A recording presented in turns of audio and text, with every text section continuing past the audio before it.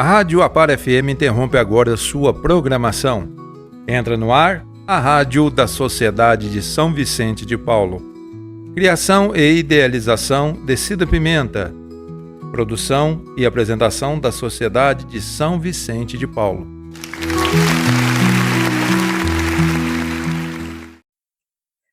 Olá, meu nome é Luciana Rocha, eu sou psicóloga e neuropsicóloga e estou aqui no Lar São Vicente há aproximadamente um mês.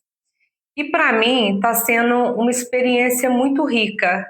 Eu já tenho efetuado alguns trabalhos no consultório, mas é um outro segmento. Aqui é algo muito maior, muito mais abrangente. O trabalho meu aqui na casa com os moradores, eu procuro conversar com cada um deles, saber da sua história, das suas vivências, porque eles chegaram aqui e eles não nasceram no dia que chegaram aqui. Todos eles têm uma história, têm uma vivência, têm uma vida regressa. E valorizar, olhar para esses acontecimentos na vida deles, é valorizar toda essa trajetória existencial. Então eu tento trazer isso muito através de um resgate, vou questionando para eles o que eles gostam de fazer, o que eles faziam antes de vir para cá, que hoje eles já não fazem mais. Isso tem dado um resultado muito interessante. Eu vou até trazer exemplo aqui, um morador que ficava muito recluso, muito no quarto. E na semana passada, né, nessas conversas, teve alguns moradores que pontuaram a saudade que tinha de quando frequentavam a igreja. E na semana passada, eu, juntamente com a assistente social, a Bruna, fizemos isso. Pegamos 5 moradores e levamos eles na igreja, e foi um momento para eles muito significativo de reencontro, né? Com essa fé deles, com essa religiosidade, com essa experiência espiritual que eles tinham. Depois fizemos um lanche, foi muito gostoso. E depois disso, esse morador que sempre ficava mais recluso, eu até percebi que ele tem andado mais, até ele me olha que dia que nós vamos fazer outro passeio. Então é isso, uma coisa que para a gente é tão simples, para muitas pessoas é algo tão rotineiro como ir na igreja, para ele se torna um evento muito grande. E aqui o lar possibilita nós profissionais realizar essas situações para os moradores. Isso é muito rico, porque é isso que a gente leva, né, da vida da gente, são as memórias e as lembranças que a gente vai construindo ao longo da nossa existência. E junto a tudo isso, olhando a individualidade de cada um, tem também a questão do coletivo, né? Hoje nós estamos com mais ou menos uns 75 idosos aqui. Vamos pensar na casa da gente. Na casa da gente, eu no meu caso, né, que tenho irmãos, a gente nasce e cresce ali comendo da mesma comida, recebendo a mesma educação. Existe conflito. Onde tem ser humano, existe conflito. Imagina 75 moradores, cada um com experiência de vida, cada um com histórico, cada um com seus valores, com as suas crenças.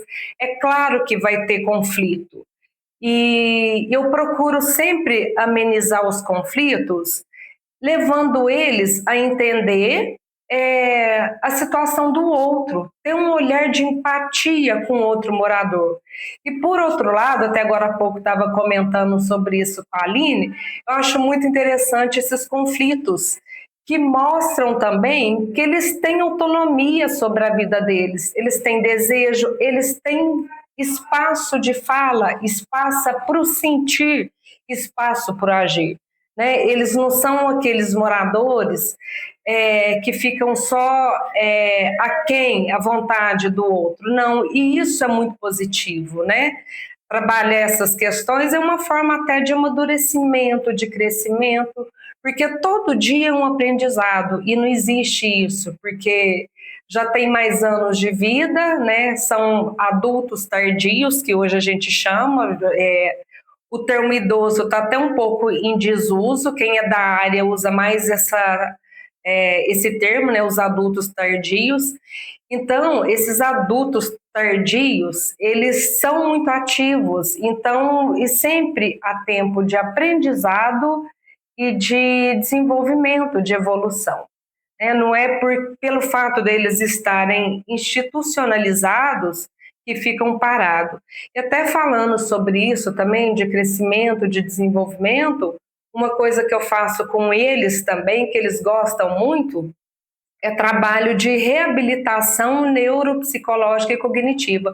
Muitos deles já têm uma questão demencial, né? Muitos têm um comprometimento de memória, mas tem muita coisa presente ali que dá para ser feito. Inclusive, tem alguns, poucos, mas tem pacientes que são acamados, até com eles eu consigo trabalhar. Tem um morador aqui que ele não tem visão, ele perdeu a visão, ele tem uma doença degenerativa, genética, e ele chegou aqui, pelo que me falaram, ele chegou aqui totalmente funcional, andava, caminhava, ouvia, ele ainda anda, mas ele perdeu a visão e a fala. E eu faço trabalho com ele, né, para ele pegar, para ele tatear. E foi muito interessante que na semana passada eu fiz um trabalho com ele, eu ia colocando objetos na mão dele, e eram objetos que tinham pares, e com a outra mão ele ia tateando até encontrar aquele par. E ele ficou muito feliz, ele ficou muito realizado, né? E mais uma vez eu falo, às vezes coisa que a pessoa acha que é tão simples, mas para uma pessoa que tem esse nível de limitação, conseguir exercitar uma tarefa, uma atividade dessa, para ela é muito importante. Ele se acha capaz. E eu acho que isso é tudo. Eu acho que quando a gente se sente capaz, a gente fica assim, a gente transborda, né? De alegria, de felicidade e sentimento até de utilidade mesmo, né? De ter uma utilidade, nossa, que legal, dou conta de fazer isso. Isso tudo aqui a gente valoriza muito, muito. Gesto simples. Tem moradoras aqui que eu já consegui identificar que gostam de música, então se está meio tristinho, começo a cantarolar, aí de repente já muda aquela situação. Então, assim, à medida que eu estou conhecendo os moradores, estou percebendo o funcionamento de cada um, eu consigo me aproximar cada vez mais deles e ter um trabalho mais efetivo para tornar esse ciclo que eles estão vivendo, que é a última fase, né? Quando a gente chega nessa fase da vida, se a gente parar para pensar nas etapas, eles estão vivendo a última etapa da vida deles. Então, poder proporcionar esses momentos, para mim é algo assim que não tem preço. É muito satisfatório, é muito gratificante. É um trabalho que eu acho que está sendo uma troca muito rica. Não é só eles que estão ganhando, de forma alguma. Eu estou ganhando muito. Eu estou ganhando e eu sinto que eu estou crescendo profissionalmente e pessoal também, né? De ouvir essas histórias. É algo que eu sempre trouxe comigo, desde muito pequena. Eu sempre gostei muito de ouvir história das pessoas. Então eu falo que eu não escolhi a psicologia, não. Foi a psicologia que me escolheu. Acho que desde que eu me entendo por gente, eu tenho esse perfil. Então, eu até gostaria de fazer um convite aí para vocês que estão assistindo, para vir aqui no lar, fazer uma visita, conhecer os moradores. Todos que têm essa experiência falam o quão rica que é. E para eles é algo muito diferenciado. Como eu disse, tem alguns moradores que têm a possibilidade de sair, fazer um passeio. Não são todos que têm essa condição e tem aqueles também que, ainda que têm essa condição, se recusam, não querem sair porque é do perfil deles de ficarem mais quietinhos. Mas isso não impede, né, deles estarem recebendo essa atenção, esse carinho. Isso, o idoso, de forma geral, ele já é um pouco mais depressivo, né? Até mesmo por conta desse ciclo, né? Desse encerramento quase do ciclo vital. Então, ter esse contato com pessoas lá de fora, para eles é muito, muito rico, é muito importante e ajuda muito também até nessa questão emocional para eles ficarem mais,